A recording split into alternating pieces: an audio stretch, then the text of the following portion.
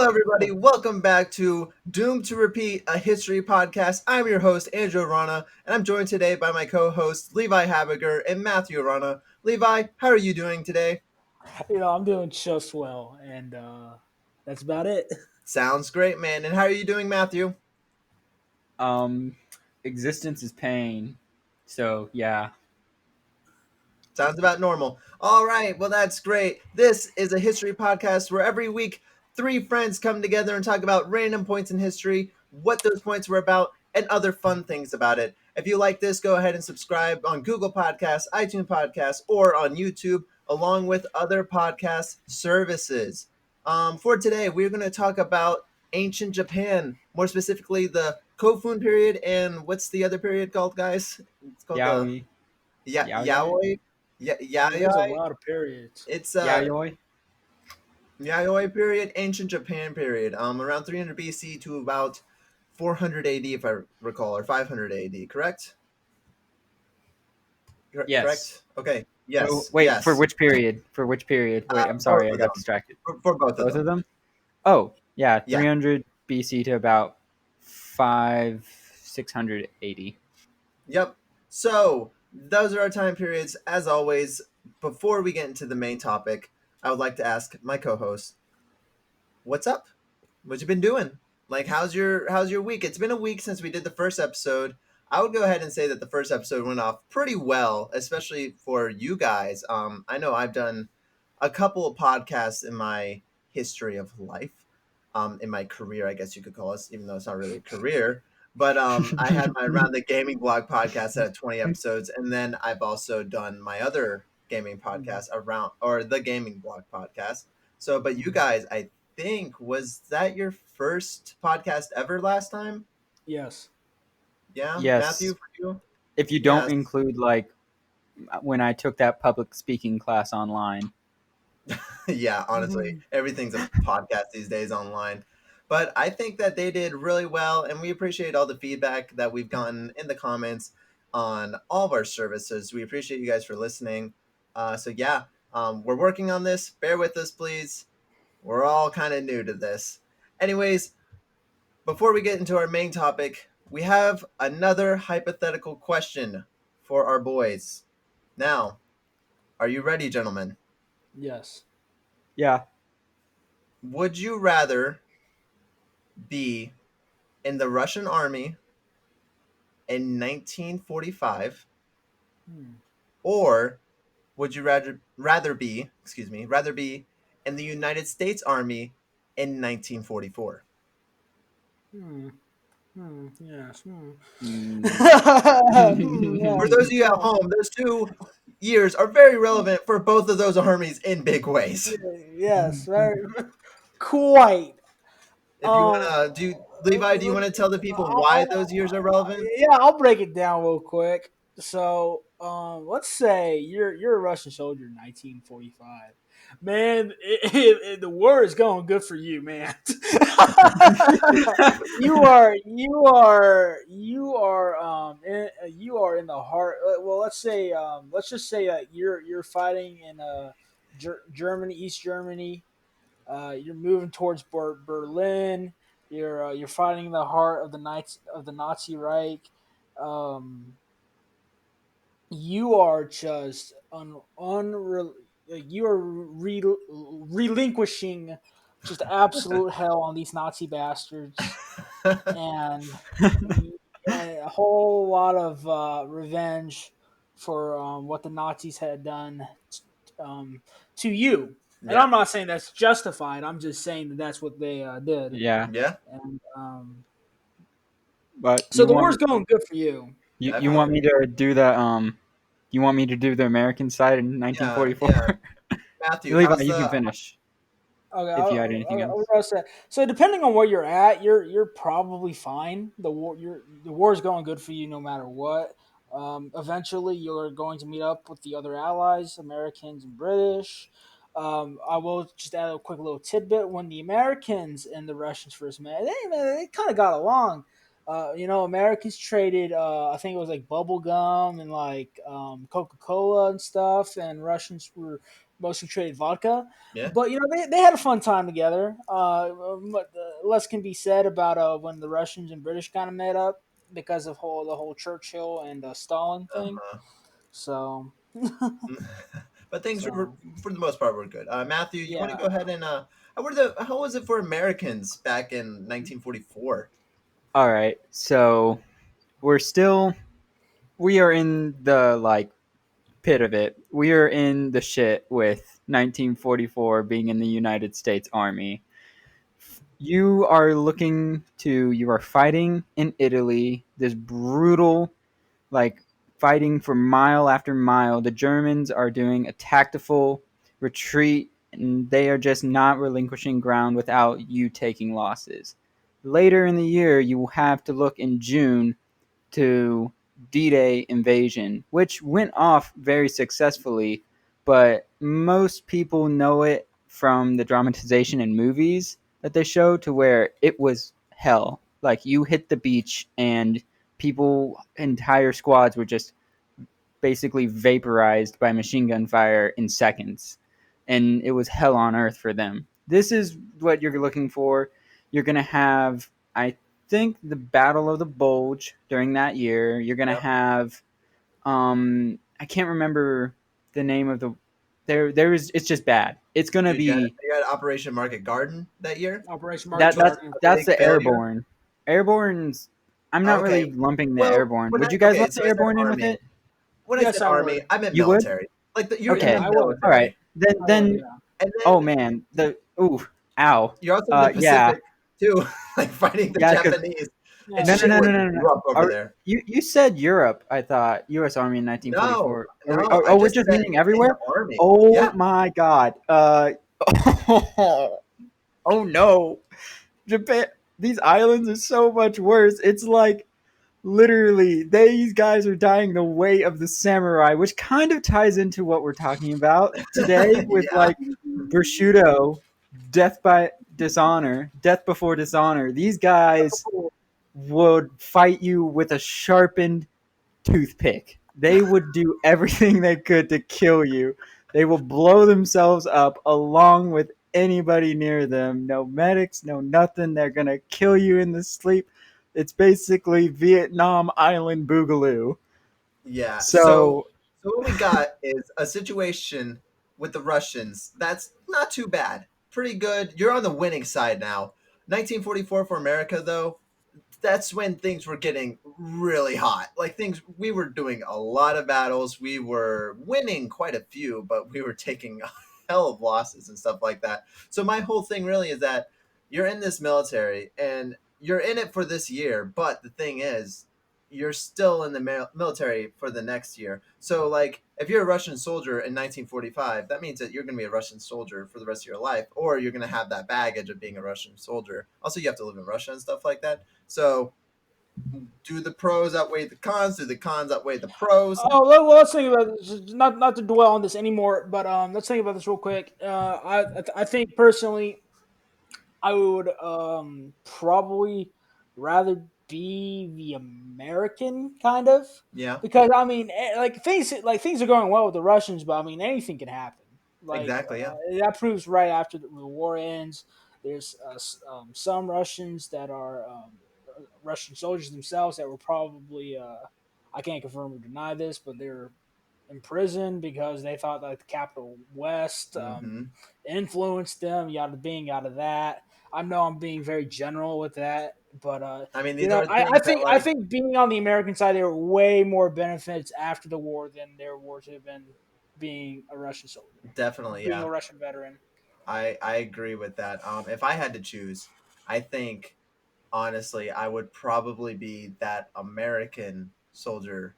Uh, because I mean I know Russia, they fought for their homeland too and stuff like that. Yeah. But near the end, it really was a rat race to Berlin. Like Russia didn't Oh have to yeah. keep going, but they wanted control of Berlin.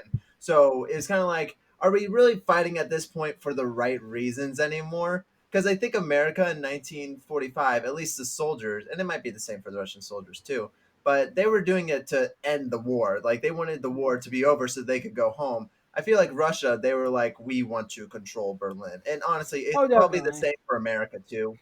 And you see that with a lot of the nations that they would relinquish from Nazi control, most Hmm. notably Yugoslavia and all the other Eastern countries that would later become Yeah. Soviet satellite nations. Yeah, but America did that too. So it's like, Yeah, I mean, look at all the yeah. islands in the Pacific that we were like, okay, these are Hey, ours now. So hey. No, we don't really own any islands in the Pacific. we have territories Like, though, and we have the bases only all territory around it. we have bases everywhere in the world, but like when it comes to actual like land that is technically U.S. soil and like acquisition territory, the only ones we have are from pre 1941. So we even gave up the Philippines after World War Yeah. II, which was Mhm. like where the Japanese attacked us and beat us first on land. Yeah. Matthew, what would you? So I think I'm with Levi. I'm American. What about you? Um, I want to be a bit specific on where I'd want to be stationed, and that is basically anywhere that is not the Pacific Theater of War. I cannot emphasize that enough. Like, It was holy shit, no, I rough do out Oh not there. want to no, be there. oh no, man! Put me on Okinawa, man. I want to be I want to be the You Sippo you man. have fun with the I want to fucking be the. diseases. You have fun with the monsoon, and you have fun with the fucking Japanese Hey man, killing you at night. hey, man, put me on Iwo Jima. Fuck that. I'd rather Put me on be Iwo going. Jima. I'd rather be going up through Italy, fucking, having some wine, talking to the Italians. They're like, yeah, we were in the Dude, war for I a would bit, literally but be. I'd rather be at any battle in the European theater for America. Any battle. The Battle of the Bulge, where they sat in that snow for God knows how long. I would rather be there than any island fighting the Japanese. Because those I think fuckers would. They would hide yeah, and they would sneak up at night and just start stabbing people. It's like, yeah, dude, that's true. that ain't and it wasn't cool. just stabbing; it was like Oh mutilation. Like Yeah, they no, would like cut oh yeah, fuck off man, they their slice. people up. genitals. Oh yeah, they slice your fucking throat open. But here's the thing, though. Okay, think about it. Sippo man. And that's all I'm going to say about that. And Jesus we're done Christ! on this. But just real quick. If I were to pick a American battle in the European theater, my first pick would definitely be when they fought and fought at the German city of Aachen, because Aachen was the first real German city to fall to the Mhm, Americans in the mhm. war, and that would have just been a huge morale boost, and I would have loved Definitely, to have yeah. seen it. Like once you do that, like yeah, just being there in that moment, we're like, we did it. We took one of Yeah, their cities. Like that would be awesome. Because before then, like Germany, they didn't. I mean, it was just taking back everything up to that point. It was like, yeah. so yeah, definitely that'd be really cool. All right, well, thank you for answering that hypothetical. I think I'm gonna lean more into the like, would you rather be in this army or this army at this time for a while? Because I think those are a little more fun, and we can talk a little more about the context of what was happening at that time, especially with the world. But we'll see. I don't know. I like the bead weaver and the Russian farmer too. I don't So. know. I thought that was good too, but it was just like Yeah, Beadweaver. be I one don't with fucking nature. know. What, like a corn Yes. husker or something? I don't know what they did back then. All right. Well, that was our hypothetical for this week. Thank you very much, gentlemen, for answering that. And with that, we're going to go ahead and move into our main topic. So, hit me with it. We have Hit the me with Yayoi it. period and the Kut Kut Okay. Kutan Kofun. Kofun Can I Kofun add just period. can I add first? Oh Would God. you like to Since go first? yeah, I would like to Oh go God. first. Okay, Oh no, no. this is good Since, because since people don't know this, but we tried recording this podcast last night. There's some things that came up, so we had yeah, to so scrap that, which is fine. yeah. But I was really the way I prepare for this is the way I prepare for high school tests. I studied the night before, I take the test, and it's all out of my mind. I was ready for last night. I had studied, I had read all day. I did not do that today, and honestly, a lot of the stuff kind of I can talk about a few things like the tombs and things like that, but I think that the boys are going to carry a lot of this podcast, which Oh, is I'm not fine. gonna carry practically anything for the Yao Wire and the Kofun or anything. I mean, I you're didn't going to have like. I topics to talk didn't. about for Dude, the fuck are sure. you gonna talk about Oh then? yeah, well, I want to Okay, leave some context we're going to let Levi go before they first. pop up. Yeah, I want to leave some context before Okay. they pop up. All Okay, right, Levi, go ahead. so let's talk about. Japan. It is the sunrise land. And Oh wait, Levi, what's up? What's up? you didn't do your stupid joke this time. Oh yeah, my stupid joke. Yeah, go ahead and tell them your dumb So joke. since we're all fucking losers and we're talking about Japan, a weeaboo goes to Japan, gets off the plane, and says, "Where are the subtitles?" Um, So stupid. God damn it. So and dumb. anyway, um, let's go. Let's write some. Let's put some background information before we talk about the Yayoi of the Kofun real quick, and about the glorious sunrise land that is Japan, and that around I think about 11 to 7,000 BC, there was a land bridge that connected Japan to Asia, Mhm. and It was at the Korean Peninsula, wasn't it? at the Korea, yeah, somewhere around there, and a group peoples that were hunters and gatherers emigrated to this land, and eventually the land bridge disappeared, just like the Bering land bridge that had connected. I think it was like Alaska to like Russia. Yeah. So, so this land bridge disappears, and now we have basically this group of hunter and gatherers there, which is stuck on this island and other islands, and they eventually advance forward. They make pottery, and they begin rice farming, but Hmm.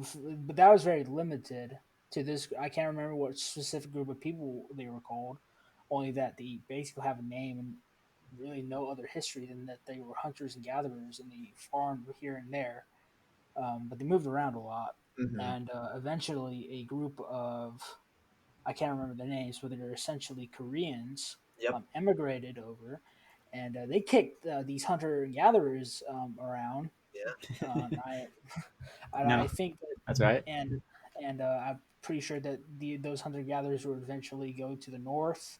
That's where they would stay there for a pretty long while, and it would be these Koreans that would eventually develop their own culture, yada, all that. It was the And was that the Wa? I can't remember. I I can't. think I think it was the Wa, Andrew. Yeah. Like, yeah, it was the Wa people. So what you're talking about when we're at Uh, least when I was researching about this topic, mm, it's really hard to find a lot of things about ancient Japan.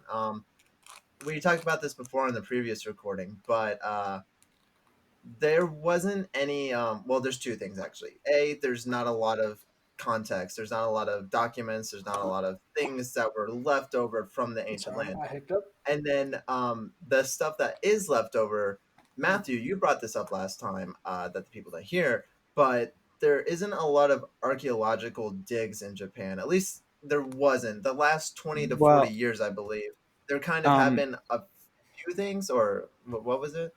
I just wanted what I stated last time when we tried to record this was that archaeology being done in Japan is a relatively new thing. Archaeology is a very Western European type of study. Most people around the yeah, world do not actually like have archaeology before like contact with Western civilization or European It was, society.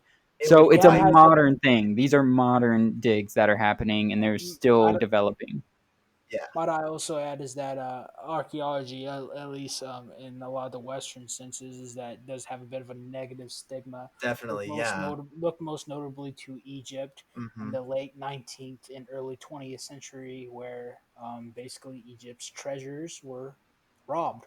Yeah, I I mean mean, yeah, that's basically what it was a bunch of these white men were going over to these other lands, digging things up, like, oh, look at all this cool stuff, and people were like, well, some of them were like, yeah, we know, we put that there, and like, we're gonna take it now. It's history. It's like, what? Like, you can't really do that in Japan. That makes Germany sense because stole Germany stole a Ger- whole gatehouse from yeah, Babylon. Oh, I'm not kidding. Like a whole fucking gatehouse. yeah, no, like they would take anything, and then Japan, it makes sense because later in time than the time that we're talking about, but Japan eventually says, kind of like, fuck you all. we're closing ourselves off. No one's coming here anymore. So, And like they isolated themselves for a long time away from any other nation. So of course there weren't those settlers. And but then even when they did allow people to start trading with them and stuff, it that was was what really only the yeah. they were Go there to ahead, trade. bro. That was it. It was really only the Dutch that got to do it. So, Yeah. but anyway, back to what I was like really quick saying, like quick summary, up whatever. So we have these Koreans that come in. They eventually become the Japanese. They become huge farmers, and they began establishing kind of their own forms of government. But then they realize something is that they don't have a whole lot of things that can propel them to the status of the Koreans. I think a name for Korea that Japan used to give to Korea was like the dagger pointed at the heart of Japan, and Nice, nice. a lot of so they relied mostly on getting a lot of their literature and sorry, not archaeology, architecture from and some of their philosophy from China Yep. and a bit of Korea. Yep. That's So I mean, so yeah, there's a lot of Chinese influence definitely, in a definitely. lot of early Japan. Yeah, definitely. That's what I was also reading about. And then also I kind of knew that before too was that China heavily influenced Japan for a while because I don't know about you guys, but what I always heard back to that isolation thing was what they taught us in the Great American Education was Oh that yeah, Oh Japan boy. isolated itself forever until they made it up to believe that it was until like 1940 that Japan just never talked to anyone, which completely is wrong. completely not true. In fact, Yeah, Japan no. heavily mingled with many, many nations over in Asia. Maybe they didn't talk to America, obviously, because America wasn't real, and they Until didn't talk great, to England either. But They didn't. all, Yeah, they didn't until talk to like Europeans no, basically. yeah, until absolutely glorious. Well, I guess the Dutch came first, of course, so they really only talked to the Dutch. But mhm. until absolutely glorious Commodore Matthew Perry, not from Friends, Darn it. but absolutely glorious Matthew Perry came on his gunboat and said, "Open the country, or we will shoot." And Japan opens their country because they don't have big gunboats like the Americans do. Japan was like, "Yeah, okay, we'll let you in, homie. Come on in. Come on, you good? You got the pass."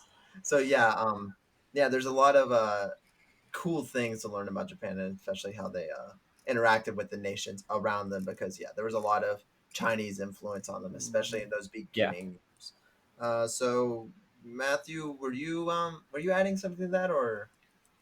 Adding to what you guys were talking about with China's influence on it, because I think Levi did a very good job summarizing like the time leading up to the Yayoi Yeah, period. can we just take a second to be like, that was a great summary, Levi. Like that was Thank you. Honestly, fantastic right there. That was awesome.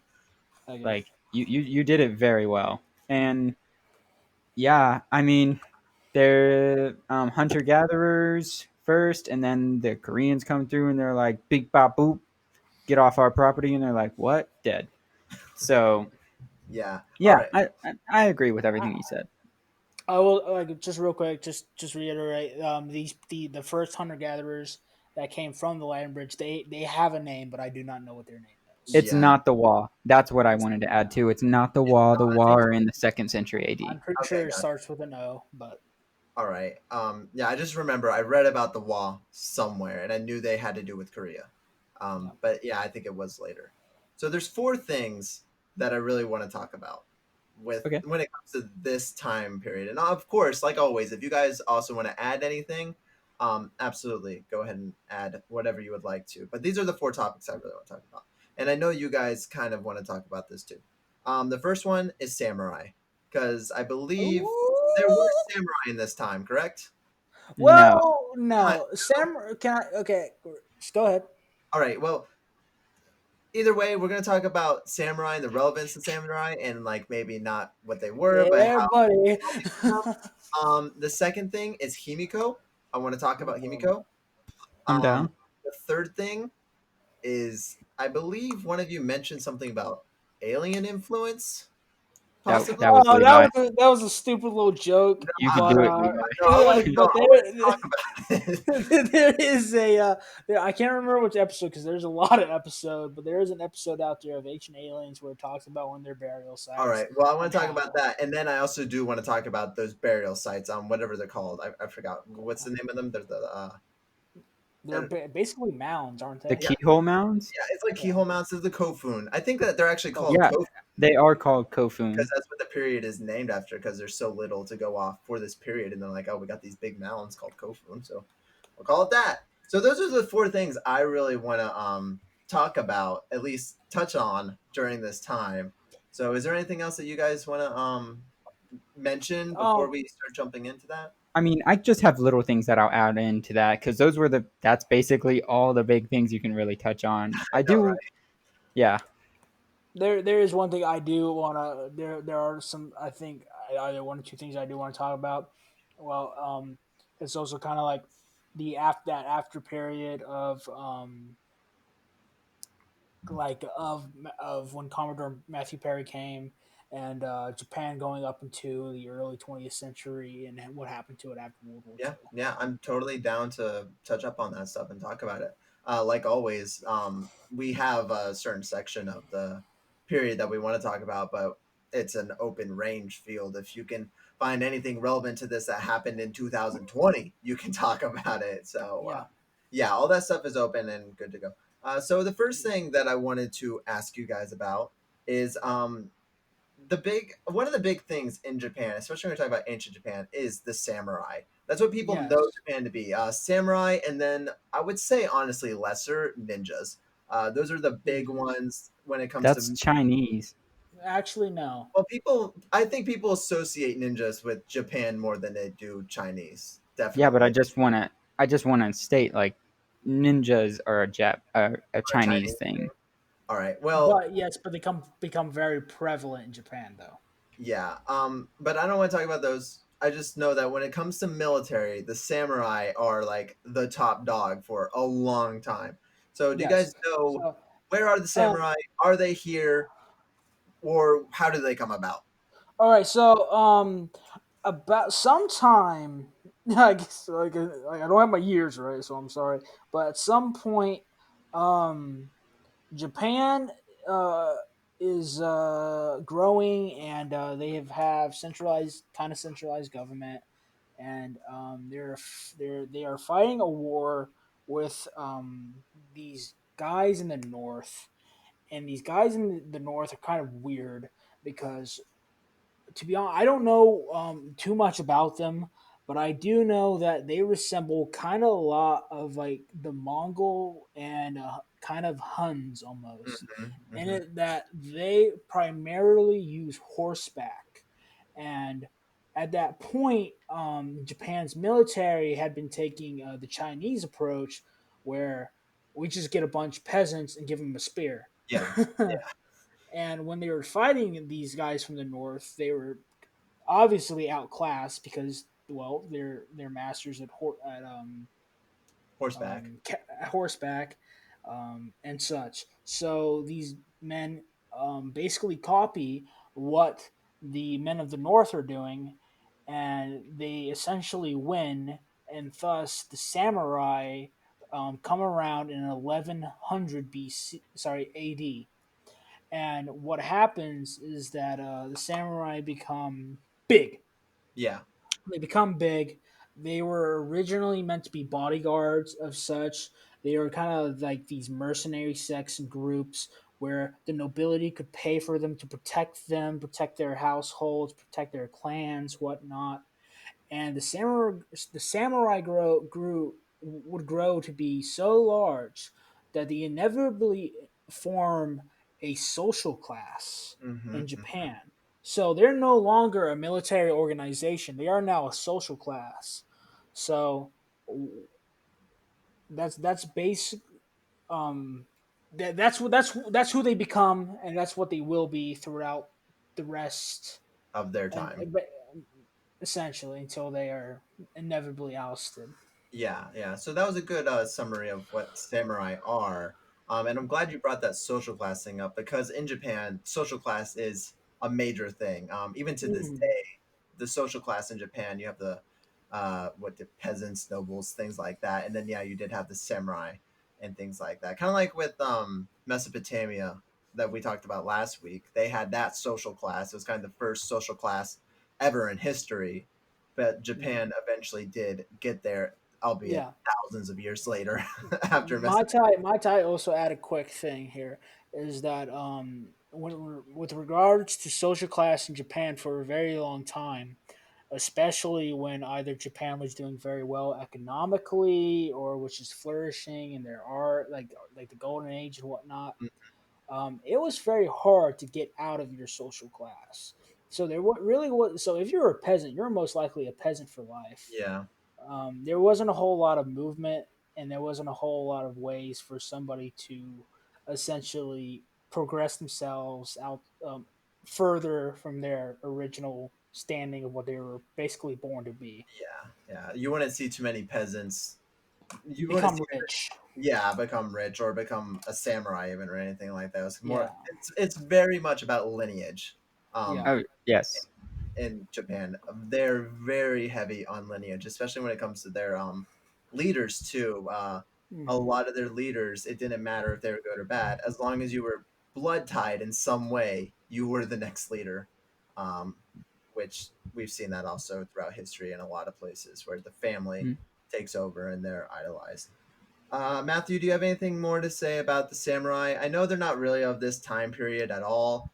They come That's later. actually the one thing I was going to say is like in short, when it comes to the samurai, we do not see them during this time No, Yeah, period. they definitely do not. But there They will be something. I'm sorry to no, interrupt, go ahead. but No, go ahead. there Go ahead. will be something that I found that's going to be probably near the end of this that will have a connection back to the samurai, though. yeah. Okay. All right. Well, we will eagerly await that. But staying with you, Matthew, I know that you are very eager to talk about a certain person. And I think this is a good time to kind of transition into this person. Yep. Now, go ahead and tell me a little bit about Himiko. Tell me who she was, why is she important, and why is she a villain in Tomb Raider? Oh, and real Um, quick, Matthew, yeah, go just ahead, another Levi. thing. Do you also have an explanation as to why a woman out of instead of a man has such power? Yeah, because we did not see that in history a lot, ever. Like honestly, you guys have literally just came with like the best questions and things that I thought about when I first found out this. And honestly, I have no answer for the matriarchy in this situation. It's honestly bizarre because I kind of do, but go ahead. you have an answer for it. Yeah, Okay. but I'll Well, wait until after you. anyways, I just want to give a little bit of background as to Himiko and how how she came into power. There's still not a lot on it, but there's enough to say that she ended the first official war in Japan. It started in the second century AD, and had the only reason we know about it really is that it was written down. They're still looking for actual like battle sites and stuff like that, but they've only found like bronze swords, spears, items like that. But they've found the remnants of villages that were fortified as well, which shows that there was fighting. So Himiko is the first major figure, leader that we see that kind of brings a unifying calm to Japan to end this war. And she is, a lot of people know her name because she is the villain in the rebooted series of The Tomb Raider. And in historically, she is referenced as a shaman queen, which probably led to the reason why they made her a magical, mystical being that sucked the life force out of young women to stay alive forever. So that's that. But from what I can tell, she was honestly like one of the best leaders you could ever hope for. She ended a bloody war, she ended the first conflict, and she instilled 60 years of peace, which is like amazing, honestly, when it comes to like just leaders and war. 60 years of peace is almost unheard of. Yeah. So I honestly think that that's amazing in itself, but also at the same time, it's a matriarchy, which Levi apparently has an answer to, but I Yeah. honestly don't know why Okay. she why there would be a queen over a man. But I'm gonna let Levi take the reins from this one and Okay. explain that part. Okay. So I don't really know when Himiko rules and such, and Second I century AD. second century AD. Um, this probably doesn't apply, but it could because I don't really know when the shift started to happen. But let's look back real quick at what Japan's religion was, and Mm, that was very earliest was this Shintoism. I was gonna bring that up. Thank you. Oh, sorry, Oh, no, you're good. No, you're good. I was just gonna say I didn't list that before, and I was like, oh, we but should probably talk about Shinto also. so yeah, but Shintoism would be a big religious, and even today it's still a part of Japanese culture. But Shintoism would be huge in Japan, but eventually, because now there are some conflictments with this, they're saying that Korean or in Chinese missionaries or whatever of Buddhism and such really wanted there to be Buddhism in Japan. So that's why Japan would eventually, why Buddhism would eventually take control of Japan. Mm, Uh, but there's also I feel the more peaceful and more kind of the more logical sense was that a lot of Buddha, the reason why Japan mostly gets Buddhism and is influenced by Buddhism is because of Indians and Chinese, not necessarily Chinese specific, going over there to try and turn them away from Shintoism, but to just tell them about Buddhism. mhm, So that's so.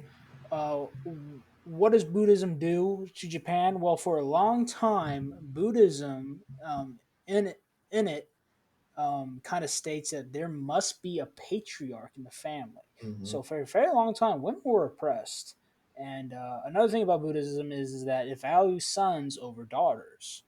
So for like I said, for a very long time, women were oppressed in Japan mainly mhm, because of Buddhism, but there is a shift. I don't exactly know when the shift happens, but there's a shift that happens where women eventually just start taking roles that they never would have um, previous before.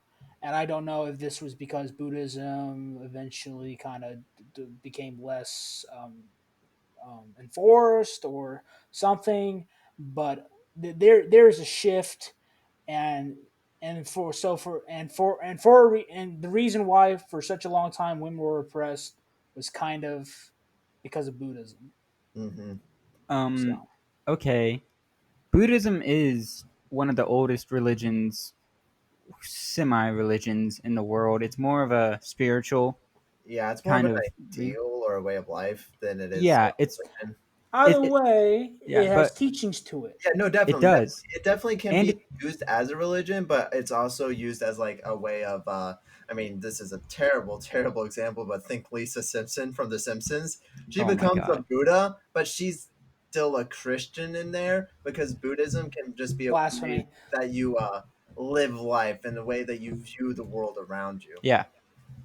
Like it's that is exactly correct with Buddhism. It still has minor deities and this, that, and the other, but it's all for the you're striving to become one with the universe and trying to achieve the state of nirvana. Or we could Now, say the same thing about Christianity when God Oh, says, "Hey, definitely, don't yeah, sin and you'll get into heaven." definitely. And even yeah, then, you were talking about Shinto. That's the religion, Yeah, correct? I don't know too much about Shintoism, but eventually Buddhism comes to Japan. Buddhism yeah, takes over. From what I know about Shinto, it's all about like these spirits around the world. A lot of mm. the oh, what do you call them? The Miyazaki films have to do with Shinto religion, like forest spirit, water spirit, sun Oh, spirit, things like that. is there Oni in it? I'm just wondering. I don't know, maybe. But from what I know, Shinto is more about like the land and well, we need good rain, so pray to the rain spirit, and then the rain spirit will bring down rain and things like that. That's what I believe Oh, Shinto is. Speaking So it of kind rain, of there's makes a sense that Buddhism would blend well with Shintoism because it's all about Hmm. like respecting things around you and like you're Hmm. not worshiping a deity. I mean, I guess you are in Shintoism. There are these different spirits and gods for everything, but it's more of like the land god, if that makes sense. There's not one It god like there is in Christianity. it's a pantheon of gods. That's what they have, but they view them as spirits. It's a lot of ancient cultures around the world have had it, and it's sounds to me like it's a Mother Earth kind of pantheon, which is what like the Mesopotamians kind of had something like that when they chopped up their mother. The Greeks definitely had that, and I know the Egyptians had it as well, but we'll talk more in depth on them later. But theirs are really well established with literature, historical findings, and stuff like that. Whereas with the Japanese in Shintoism, it's just very sparse with Yeah. actual like recorded things about it. Well, yeah, and But that's kind of like a theme that we have here with this such ancient time period. It's just there's not a lot written down. There's not a lot that we know about it. I mean, who knows? Maybe in 10 years we're going to know more then than we do now. But oh, most definitely. yeah, there's just so much with these ancient civilizations, and I think it's important too to look at these ancient places, even if there isn't a lot, because you can start either like inferring what happened or connecting the dots to like this is how it evolved. And even now, I mean, we've done it a couple times already, but we see so many similarities between this civilization and the Mesopotamian civilization. Even though they were so far apart from each other, odds are that there were people Hmm. from Mesopotamia that walked all the way over to Japan and they're like, oh, I'm going to start up shop right here, just like we did there. That probably didn't happen. But we see in human nature, the same thing starts happening. This class system starts happening, and these arts um, start happening, and like the way things are fought start happening, and worshiping the land gods and things like that. So it's interesting, and it's interesting to see all these things how similar history is for humans. Yeah, and I'm just gonna add on to that and give you guys. I've taken a few courses that have to deal with this. Like I'm currently taking one over cultural anthropology, but it's kind of like a repeat of the archaeology course that I took, and I've also taken a paleontology course. And you were right on the dot. Like archaeology and history, to an extent, is really inferred with the gaps that we have, the conflicting stories that we find. It's just kind of the main thing that's accepted through historical things that we that most people believe happened is just because most of the experts believe that that's Yeah. happened. But there's also countering things that are plausible to have happened, but not as plausible in our eyes. Oh, definitely. So, yeah, a lot of archaeology and ancient history is inferring as to what happened and kind of doing a best guess Yeah. as to what would what would have happened. Yeah. I'm gonna be honest. I don't even remember what the first topic was about that led us to this. We were talking about It was about Himiko. oh, yeah, Himiko, Himiko. That's right. Himiko, Yeah, Himiko. Yeah, yeah, that's right. It's funny how big which of a tangent we can fall off of just start talking about like just the philosophy of history and things like that. yeah. Well, we were actually that you guys have talked about that more because I didn't know anything about Shintoism, but from hearing that, it makes sense that they would have a Incorporate, yeah. have a woman in charge, Yeah, especially to instill peace because women are known throughout ancient history and throughout ancient religions to be the nurturing mother god. They help you, they will take care of you, the fertility, the wealth, the prosperity. So for a woman to take charge and instill 60 years of peace kind of goes with those views and religious points yeah, of definitely. women and the Mother Earth taking care of us. Yeah, definitely, definitely. So moving on a little bit from that, Levi, tell me how aliens are involved with all this, because Well, obviously that's before I can true, talk right? about I mean, obvious, aliens. okay, well, real quick, before I talk about aliens, you have to talk about the burial mounds first. Well, I mean, I feel like they kind that of go hand that in hand because the burial mounds were oh boy. obviously only made by aliens. Like, there's no No, way humans made those. Just like with the pyramids, it was aliens. and you Well, can't tell me describe I'm how the wrong. hold on a second. Describe how the burial mounds were made first, and I'll like vaguely remember and say what ancient aliens said. How the these burial mounds were made? I don't know. So for what we're talking about, this is the Kinto period, and that is named Mhm. after the burial mounds that they found all over Japan. They're these different shaped mounds, some really big, I think up to like 500 feet, some smaller. And what they were think of pyramids. They built the pyramids to bury their pharaohs in. That's what these Kento burial mounds were for. They were to bury the kings and the nobles and things like that in there. And how it started was they started small, and a lot of them were kind of a keyhole shape, and they would just bury the person in there, and it was just a dirt mound. And eventually they evolved kind of like the Egyptians did, and they would start burying the people with their things. They would bury them with money and with pottery and things like that, so they could have it forever or whatever.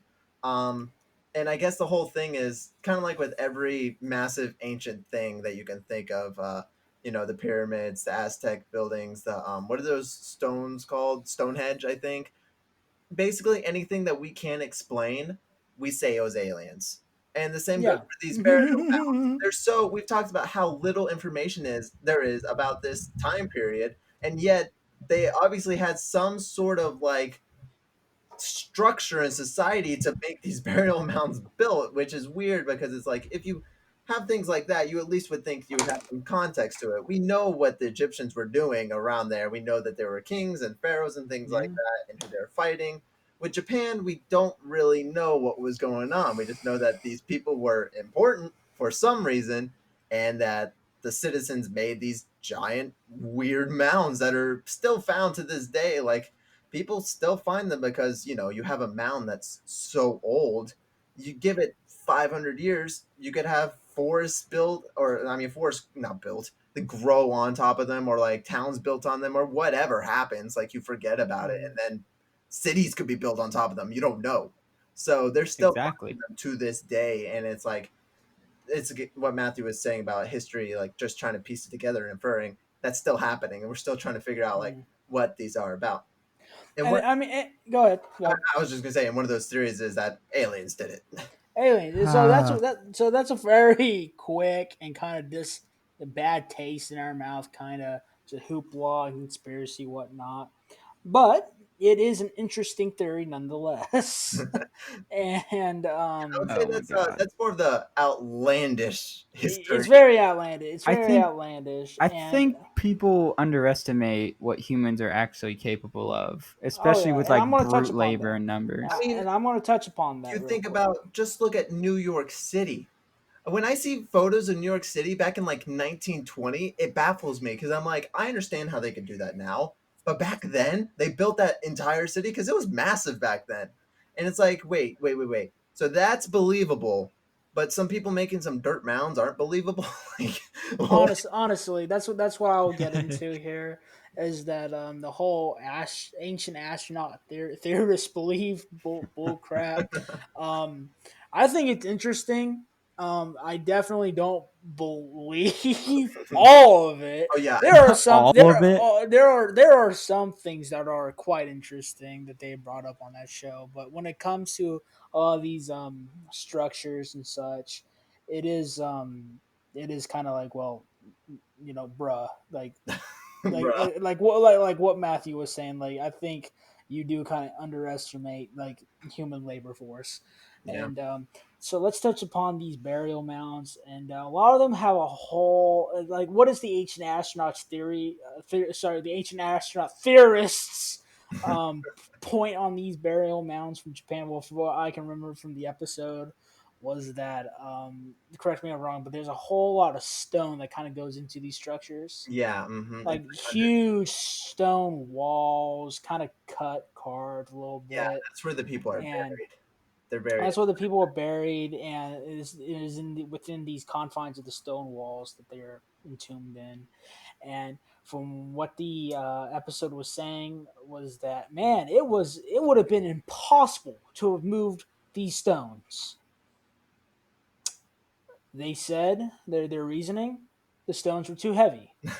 Um, That's too they heavy. They couldn't do it. they're too heavy. They're too heavy because what would have been used would have been like wooden rollers and such. Those wooden rollers would have been crushed because of the weight of the stone.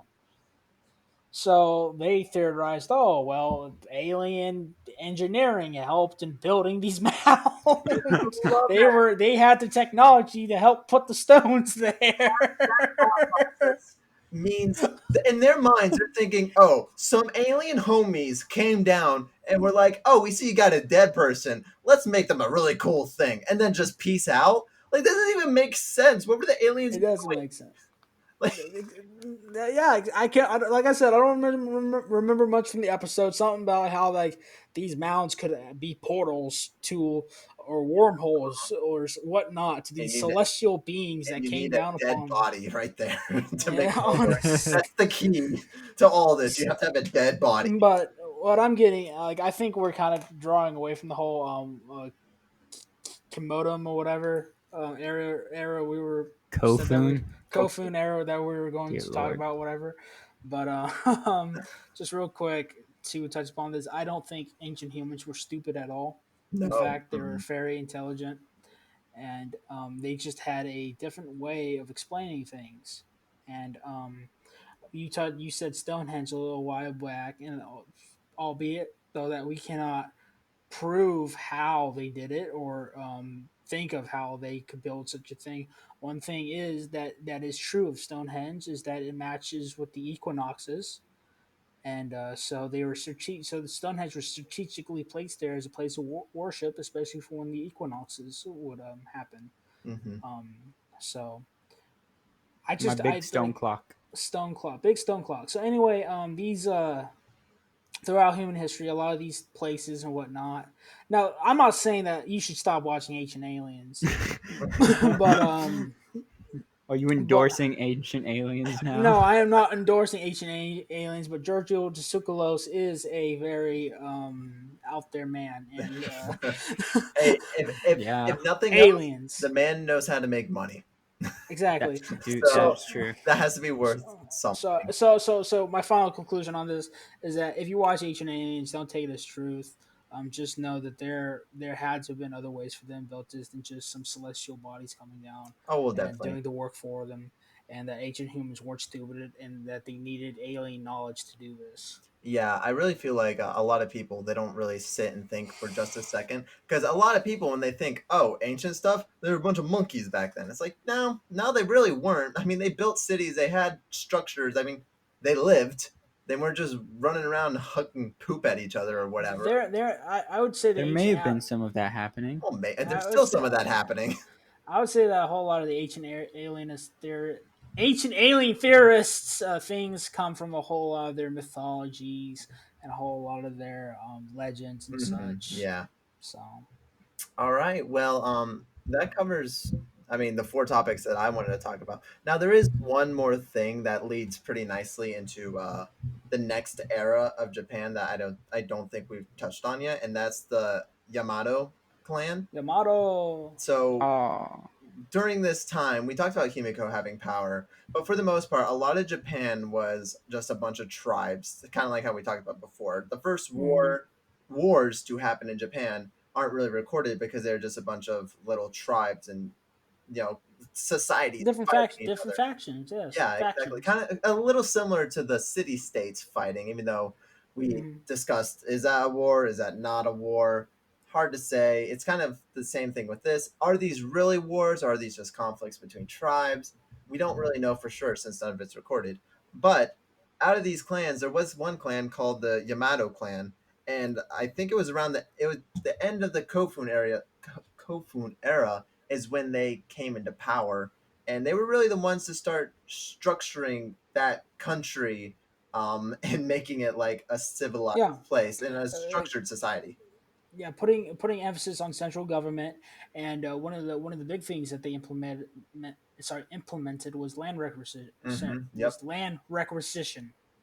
Yep. And that's what I mean. That right there is how you make a civilization. And once you start like make Nation building. yeah, definitely it's nation building, and that's what they did. and we were talking about the Shinto religion earlier. The Yamato were very big on Shinto, like massive on it. They would have these shrines and things built to, and they would have these ceremonies also done by whoever was in charge to appease the kami, which are what they call the gods of the Shinto religion. So that was a big part, and the Yamato having problems with Buddhism comes into play later, but that's not in this era. But yeah, I just wanted to touch up and say like the Yamato were a big thing at the end, and they also are credited for finding Kyoto, which would eventually become the capital of Japan until It was yeah. whenever when Tokyo took charge of it.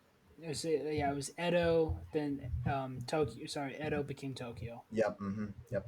So I wanted to get that out there. Is there anything else that you guys want to talk about the yo? I think Matthew really wants to talk about the Kofun period, and I don't think he's Me? been. I don't think he's been able to No, talk the about real that yet. thing that I wanted to talk about with the Kofun period was it's Yamato Oh, Yamato. clan. Yamato. And the Yamato clan is a clan that is going to have power and prominence Hmm. throughout most of the history in Japan from this point onward.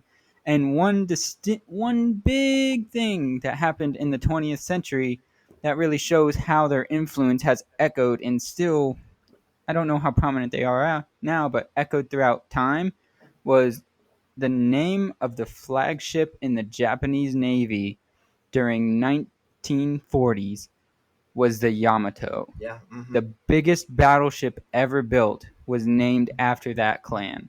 Yep. Yeah, but I got sunk by a bunch of dive bombers. Yeah, hey, let's go, Yeah, USA, that's what I'm talking baby. about. Let's go, America, man. USA, baby. Woo! You got so loud. You cut out. The Let's go, system. USA, baby. That's what I'm talking about. I'm sorry, You man. got so Nah, you loud. guys are good. You got so loud. Zencaster was just like, we can't do that. It's cut out.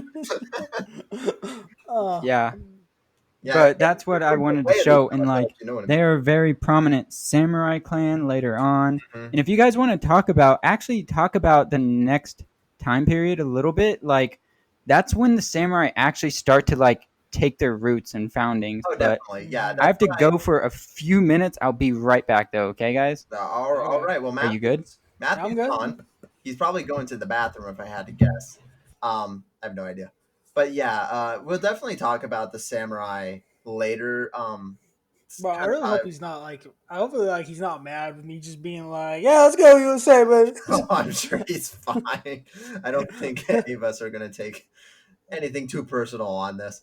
Um, Honestly. but yeah, the samurai. So the reason I picked these time periods is because they're so long, they're so kind of empty, and not too much happens, and it's kind of getting ready for that next time period. It was when the samurai happened because honestly, when the samurai come around, we could pick 50 years and talk about it Hmm. for hours. Like there's so Honestly, much to talk about because that's when there, there, societies are really forming and like I mean, there are there's one thing well I guess we could technically call it two things. There is one thing I would want to talk about when Matthew gets back is a little kind of funny. It kind of deals with the Mongols and mhm. Japan. It's pretty funny. Is it It's a very is it when the Mongols were invading Japan? trying to invade Yeah, Japan. and then is it the tsunamis? Typhoons, but yeah, Oh, tsunamis. typhoons. Yeah, yeah. So yeah, that like that whole. Well, I want to do an episode on the Mongols themselves because at least that reign. But I mean, I think we should talk about this because this deals with Japan, and this is a big W for Japan. Big W for Japan, and Japan kind of just sat back like Yeah. and twice. It Um. happened twice, didn't it? I'm pretty sure. Yeah. Yeah. So Yeah, it happened twice. So, just real quick, I know you wanted to talk about ninjas and stuff, and I will go into that just a little bit here. yeah, go ahead. And where do the ninjas come from? Matt said something about China, that they were originated in China and such. I have nothing about that, so I will not argue that because Mhm, I know nothing about that. But I do know that ninjas became very prevalent in the time period where a lot of where Japan fractured mhm, because of the Dios. And who were the Dios? Well, at one point during the shogunate's reign. I know we're like we're skipping over a lot. Oh Like, who's the shogunate? Like, what about the emperor? This, and that. Well, here's one thing you need to know here is that just really quick is that the samurai eventually get so big that they basically outrank. Well, they have more men than the emperor does, yeah, and they and they I mean, go. yeah, I mean the shogun is like their leader, right? The shogun becomes the leader or the shogunate.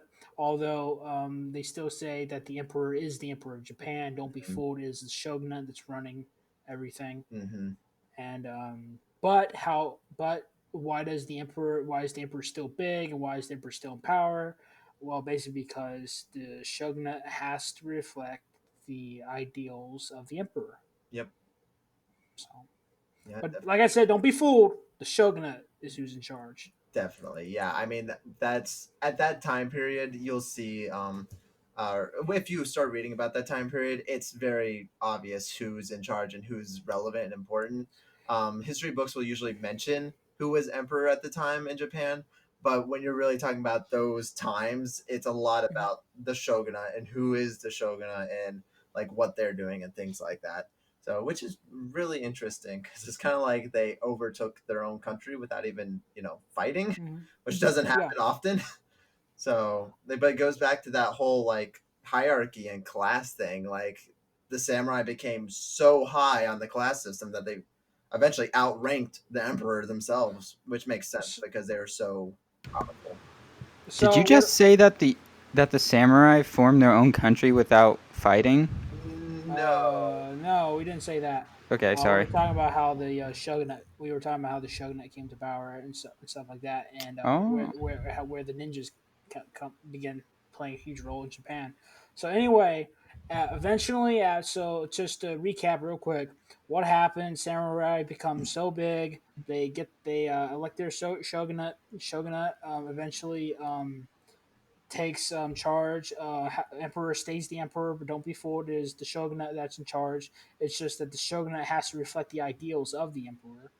But remember, don't be fooled. The shogunate is who is in charge. So for a little while, during this kind of system of government, the shogunate kind of I don't remember which shogunate this was, but the shogunate is losing power, Mm-hmm. and we see a rise of dios. And who are the dios? Well, they're essentially kind of just warlords. And something I can't remember what happens, but Japan just breaks like glass and it fractures. The dios are all vying for their piece of land. So we're kind of back to that clan period, and that tribunal kind of clan period in a very in that ancient Japan sense. And the dios are fighting. um, Nobody can trust one another. No alliances are being made until pretty much later into this period, and I can't remember which Dio clan that will be, but they eventually form an alliance, and the other Dios see that and they're like, "Oh well, we're screwed," Yeah. because as soon mm-hmm. as one Dio forms an alliance with another Dio, Get if the other Dios can't form an alliance, and they won't because they don't trust each other, they will be wiped out. Yep. So that happens.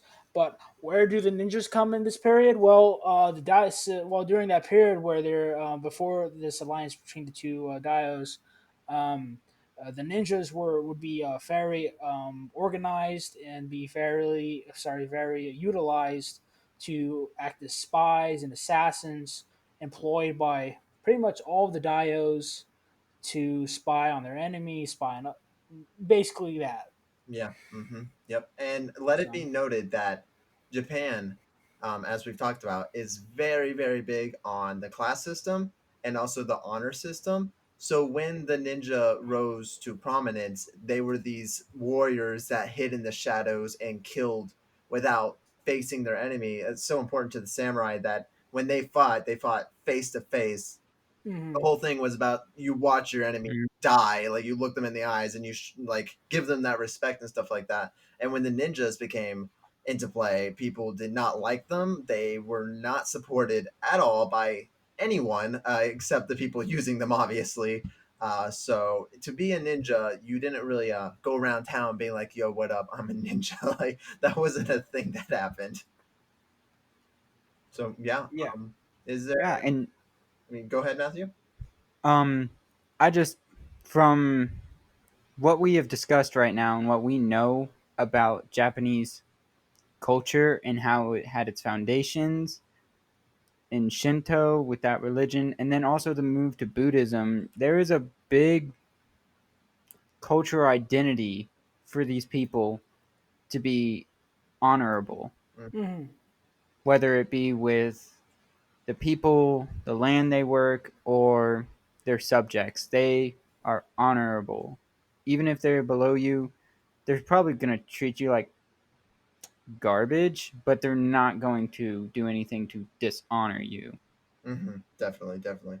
All right. Well, honestly, we've talked so much about the Yayoi and the Kofun period that we've gone out of those periods, so we could talk about some more things that are relevant to Japan, definitely, and things that stem from these periods. But I think, unless you guys have anything else about this period, I think we're done with it. Levi, do you have anything else to add about this period? Not that I can think of. All right, I Matthew. can I can give a cool tidbit about how archaeology is done and why them discovering all the pottery and how they gauge it for the different periods if you want Go ahead. about the Yeah, yaoi. Yeah. yeah. But Hit us up okay, with. so Sure. Yeah. sure. Let's Sure. learn about pots. Yes. Pots sound interesting. That's why But people download and listen to this podcast. they want to. There's You that guys one are all dude here. who's really into ceramics. Is like, oh, finally, it's the pot segment. Ooh, this is gonna be bad for him then because Oh, sorry, to bro. actively to actively do like accurate dating in archaeology, Oh, we have to oh no. crush the Oh pottery God. that we find, and then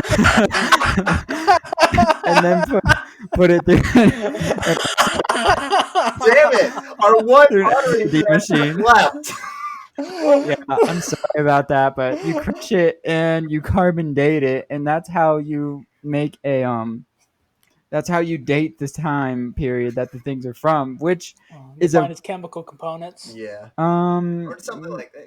yeah, actually you can. That's a little bit more in depth. For just finding the time, you do the carbon dating in it, Oh, and of then you can course. also go forward and do the chemical analysis on it, and you can like track to this certain spot to where like yeah, some guy like probably thousands of years ago walked up to this ancient slope and just like scooped up a chunk of clay like pot. Heck yeah, man. But That's what I would do. that is that's the main way that we use for archaeological dating is pottery, and it's a big balancing act kind of. So you have the finds and you have good quality finds, and then you have also these shards. You find lots and lots of pottery shards, Mhm. and it's still a fight in your head because you're a historian, you're an archaeologist, you're collecting this is still a piece of history, but to learn more about it you have to inevitably Bro, could destroy it. you, bro, just Go is ahead. that basically all you were going to say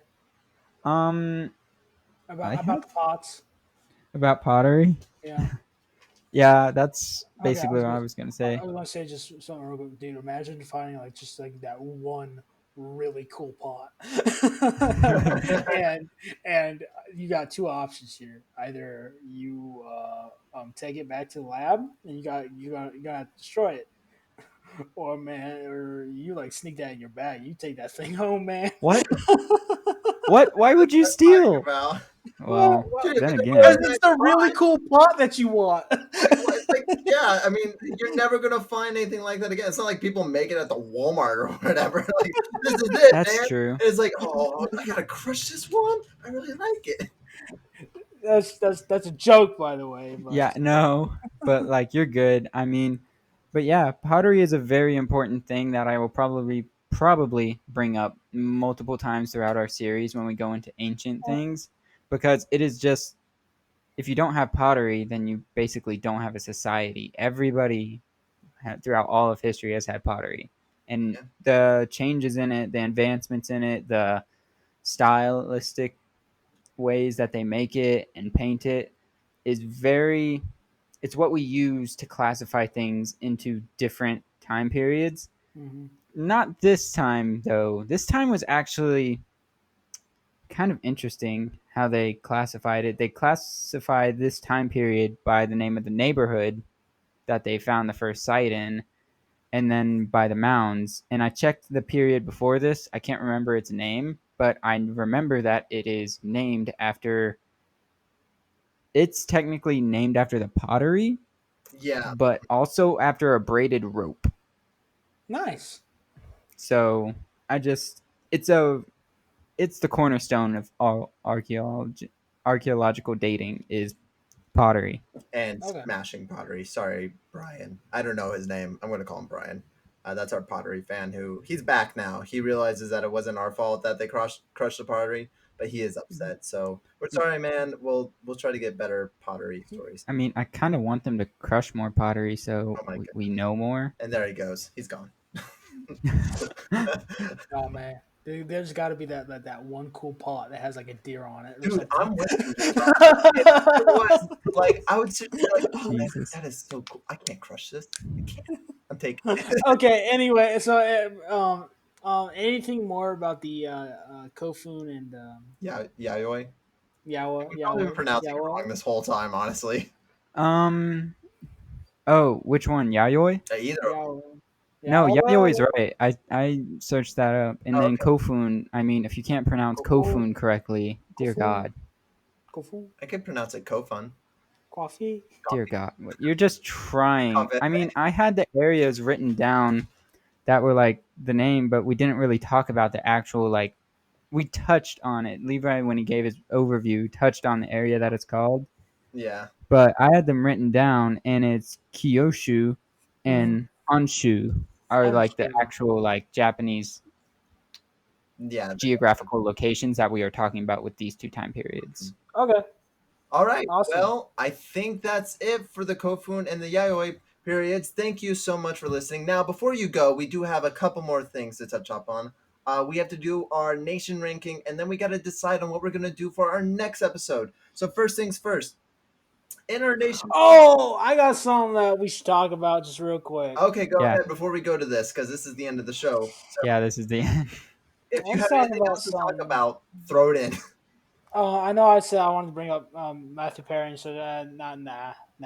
But I do want to bring up a very funny yet very cool thing Oh God. that happened in Japan, Yeah. and that was the Mongol invasions. Oh, yes, yes, yes. That's right. He wanted to talk I to you about this, Matthew. I think that's something we should talk about for a later time period because that should be we should have like a whole thing about like We the are. samurai, I the think so. shogunates, What I and what I their interactions We're what with. talking about ancient Japan, ain't we? yeah, we're in Japan, and also I think it had to do Yes. with the Shinto religion, right? Yeah, we kind of yeah, it definitely did, and we Yeah. kind of already touched upon the All Shinto. right, all right. I you know what? I will allow it. Let's Oh, if you so can you connect it to allow those talking things. You about it in allow this it. podcast? I'm the Yeah, host. yeah, I allow it. yeah, yeah. Whatever.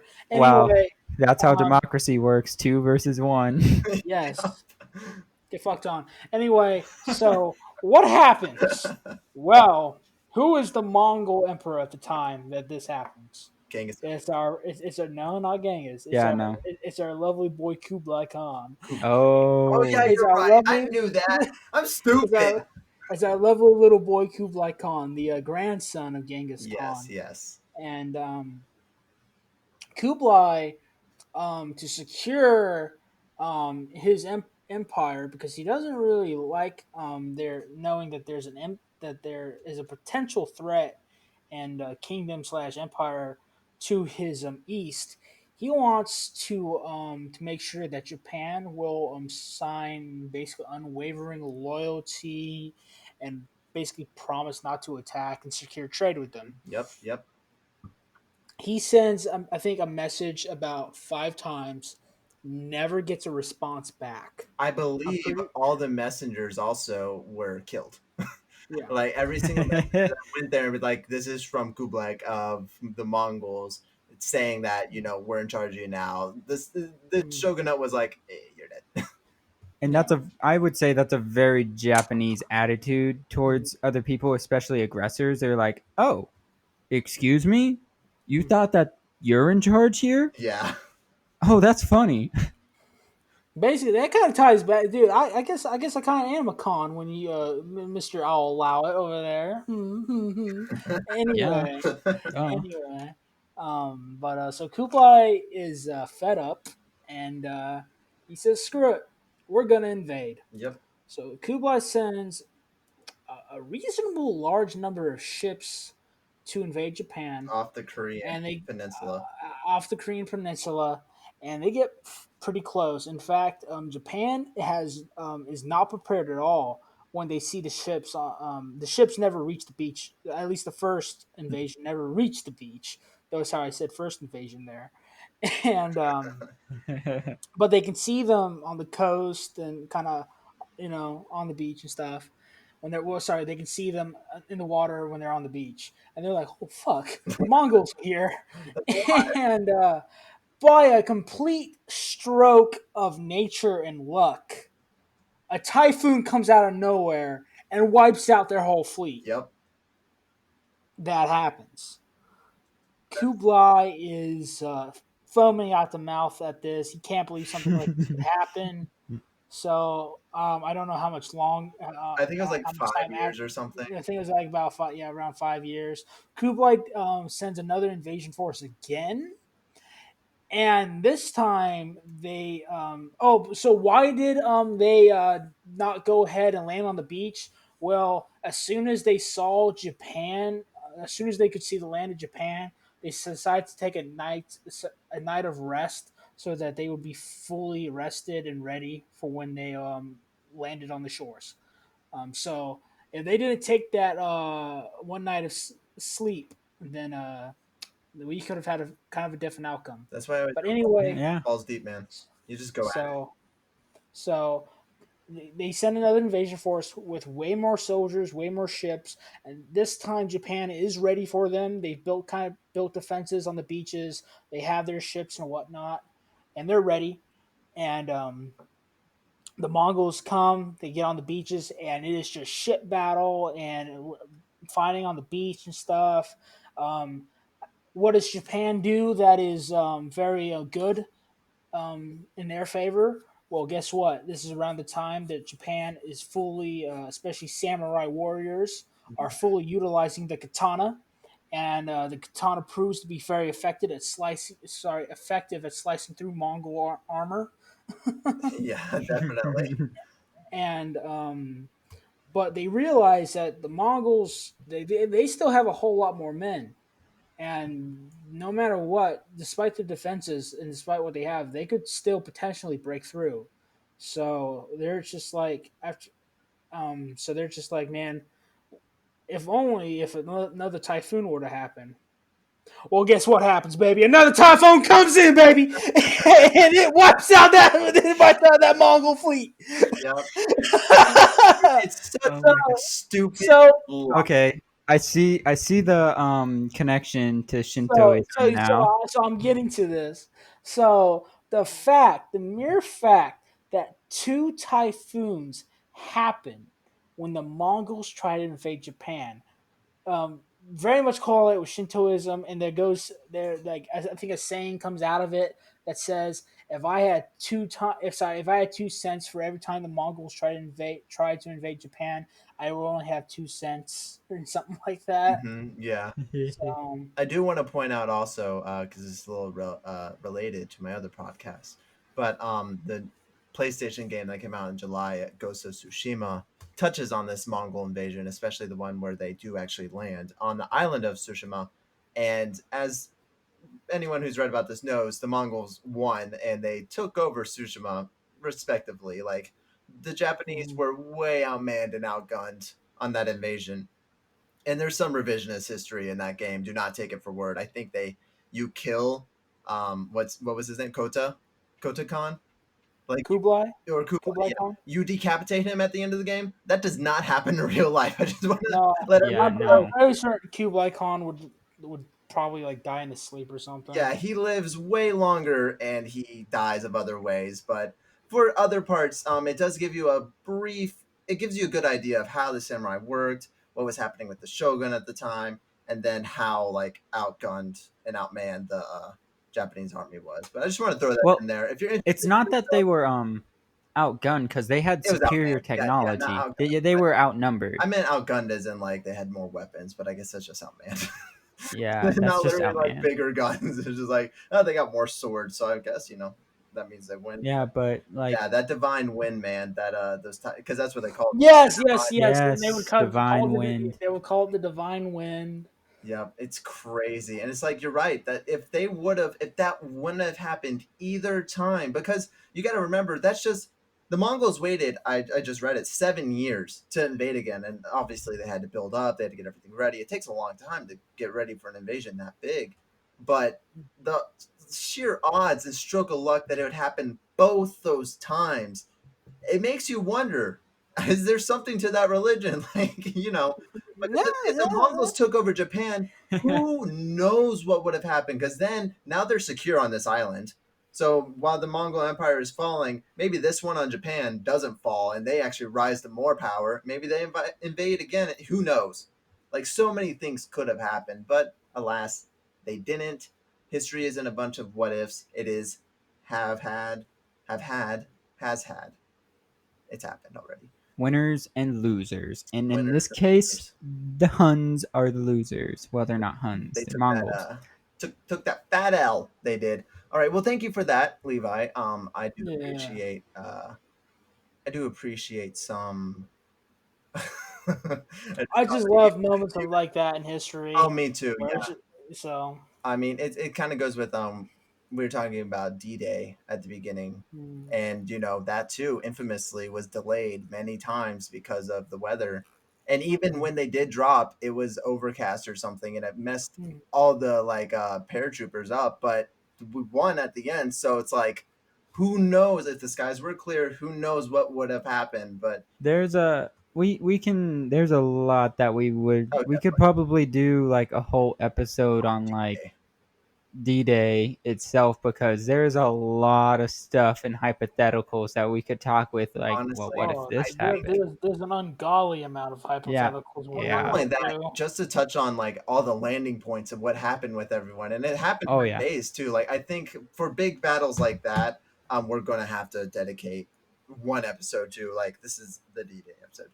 Anyways, Yeah. thank you for that. Love Japan, love Japanese history, Japan. and love So, reading about and seeing like where it all came from. Because, like mm, I said before, they don't really teach you that in American school. They don't teach you about oh, shit in America, except for American history, and even then, they only pull out the good parts. So No, they don't even really touch on the good parts I either. mean, Like, they cherry pick like, oh, this is a Revolutionary War, War of 1812, Civil War, and World War II. That's it. They don't talk about anything else in our short history, and they definitely don't talk about world history. So thank you guys for all that information. Now we must mm-hmm, move on to no our problem. next segment, which is the nation ranking. This time we can actually rank the nations because we have two of them. Or I guess the periods of times. This isn't really nation ranking. These are period of time rankings.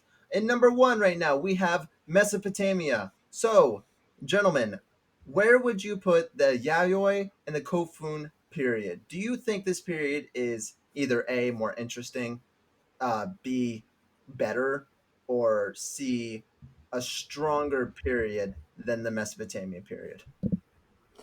um, I would like to talk first, real quick. Go ahead. Yeah, Um, go ahead. I feel as though the like compared to its impact, Mesopotamia outweighs Japan. And in that Japan, of course, remains isolated. And of course, we never really touched upon that, but for so long, Japan remained isolated Yep. and never really expanded its culture to really anybody else. Whereas the Mesopotamians, as we said, are responsible for almost everything. Yeah, that we know. Maybe not so much that happened in Japan, but basically responsible for everything, at least for us Hmm. in our way of life. So I would say that they're definitely stronger in that they had a perhaps a larger impact in that period, or but when it comes to like like when it's interesting and stuff. Japan is still just a land of mystery Yeah, and is shrouded in all kinds of things. And that's not to say that the Middle East isn't as well, but I mean, I feel as though as if you'd go on a there'd be a whole lot more adventure trying to discover the ancient history of Japan than there would be with Mesopotamia. I definitely agree with all that. I think culturally, Mesopotamia has a much bigger impact on the way that everyone lives their lives these days. Um, Even Japan, to this day, you can find the points and degrees where it's like, oh, they do this, it's because of this, which led back to Mesopotamia.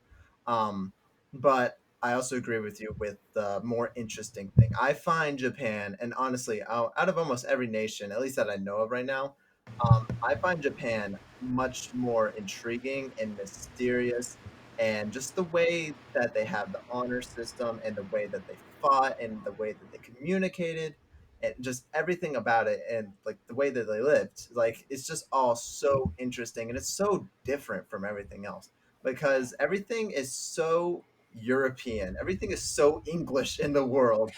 And, Mm, and we say that, yeah, a whole lot of the things that we know of Japan was romanticized by European scholars, Yeah, most notably yep. the very Portuguese. true. Yeah, so it's like even then, and you just gotta take a deeper look. And like I agree with you totally that like I could just get lost in discovering and finding things out about Japan.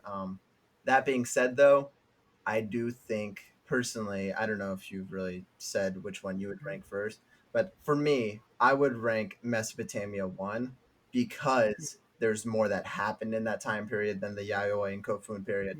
There was more impactful things that happened. There were bigger Mhm. things that happened, more Yeah. relevant things. Like almost everything that happened in that time period was interesting and cultural building and society building. While Well, this period in Japan was more of like, yeah, It's Japan. It's yeah, it's Japan. Japan, I would like Okay. to Yeah, like Matt. we Yeah, should Matt. Yeah. classify this time in Mesopotamia though, like as ancient like Mesopotamia. I'm trying to think of a specific, like we could do the Akkadian and Mhm.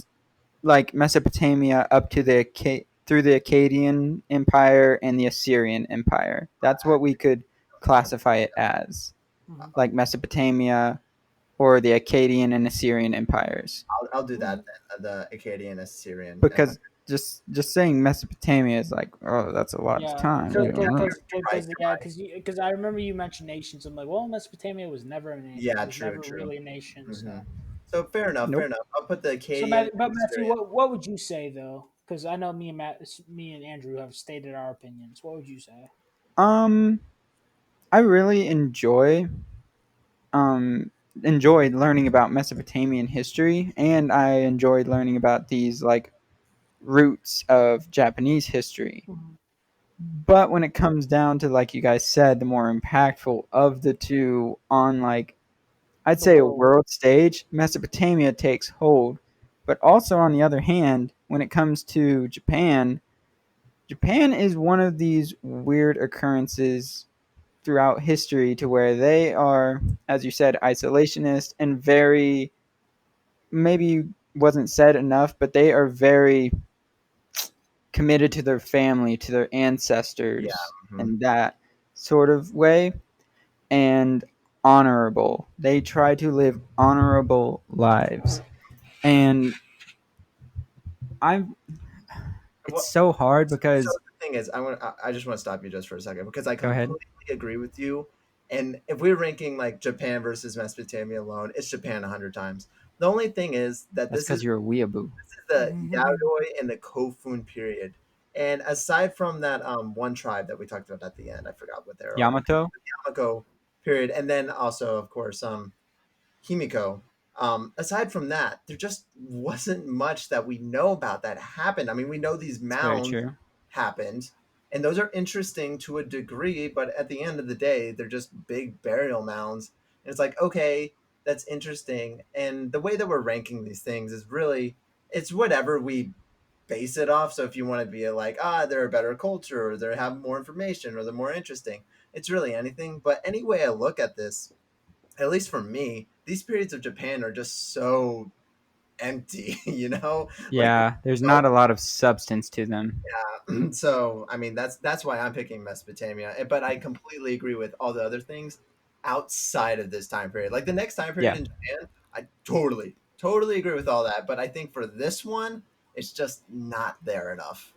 no, Yeah. So and I'd agree with that. And I was going to say, yes, I would say the Akkadian Assyrian empires is above the Yayoi and Kofun period in Japan. Mhm. And I also want to add that the Akkadian and Assyrian empires happened about 1,000 years before yep. this period in Japan. Yeah. So they were way ahead of the game by this time. They were Nation building, baby, in the sand. all right. Well, there you have it. So from here are your new time period rankings. Number one, Akkadian and Assyrian Mesopotamia, and number two, Yayoi and Kofun period in Japan. Thank you so much for listening.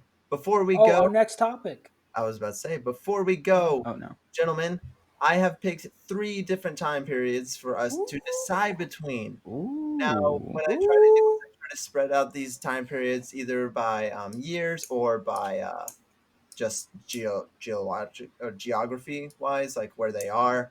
But the three that I picked out this time is for number one, we could do medieval Germany, which is Ooh. 1400 AD. Number two, we could do the Aztec Empire, 1300 to Wow. or number three, we could kind of stay with the ancient civilizations and go from ancient India, which honestly doesn't really have a beginning, to about 700 AD. So those are Hey, the man, three choices Sandra Gupta, baby. that I thought of. Um, so what do you guys think? Are you thinking medieval Germany, the Aztec Empire, or ancient India? Yeah, I personally feel that I don't want to wear out the ancient one, and I want to definitely go not. for which Mhm. the Aztecs aren't ancient either. They're kind of like I wouldn't call 1400s I AD, wouldn't call the Aztecs. actually. Yeah, no, like, but I would say, yo, let's get some German medieval shit Let's get that. going. I would be so down to talk about medieval Germany and the Holy Roman Empire. Yeah, Yes. because they were when I was looking. Teutonic Wars? I only looked up a little Teutonic bit because I Knights. don't know anything, and I mean anything about anything medieval. I don't know a So now single thing. okay, we can discuss this further into our group chat. But are we looking specifically of Germany in the medieval period with the Holy Roman Empire, or are we looking at Germany and all the other kingdoms Germany, within? Are you talking about like Bavaria I'm and talking stuff about like that? I was going to say, yeah, that too, but also France and England, because the those are also Oh, big players. so the answer is we're talking about Germany in the Okay. years 900 to 1400 AD because that's the medieval times, and then anything relating to Germany. So if France Okay. was doing some whack shit with Germany, we will absolutely talk about that. Oh no, I mean they were usually doing whack shit with England, so No, but no, like and just like this time, whatever you want to talk about that relates to this, absolutely yes, we can talk about it. okay, okay, awesome. So I I think I think we have a topic for next week. So yeah, next week on the episode, we're going to talk about medieval Germany, which is the 900 through 1400 AD. I hope you guys are ready. This is going to be our first topic that isn't talking about freaking crushing pottery and worshiping the wind. oh So oh I bet I can find something about crushing pottery. Don't you worry. make a pottery guy cry every. We're gonna be talking about World War II, and Matt's gonna be like, "Oh, you know, there's an interesting thing. They came across a pottery shop and decided to smash all of it as a symbolic way of winning the war, or something like that. I don't know." Or maybe like there was rationing and people were running out of aluminum and steel because it was all being used for the war effort, so they had to revert back to pottery. Okay, we can get back. Okay, we can. Okay, okay, okay. All right. Well, as always, thank you for listening or watching. I guess if you're on YouTube, Levi, thank you so much for joining us. Matthew, Thank you. thank you Thank so you much for very much. joining us. We will see you Yeah. guys on our next episode. I appreciate you all. Have a good day or night.